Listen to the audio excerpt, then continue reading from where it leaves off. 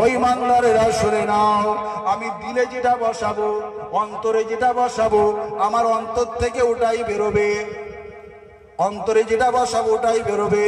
ও নামাজি মুত্তাকিরা শুনে নাও, ও পরেশগারেরা শুনে নাও, আমার দিলেতে কার মহাব্বত বেশি, কোন আলোচনা করি বেশি বলুন।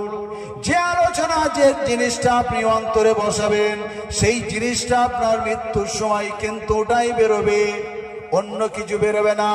ও দুনিয়ার মানুষেরা শুনে নাও, আমার আল্লাহ পাক শুনিয়ে দিলেন, বান্দা আমার রহমত থেকে নৈরাশ হইও না।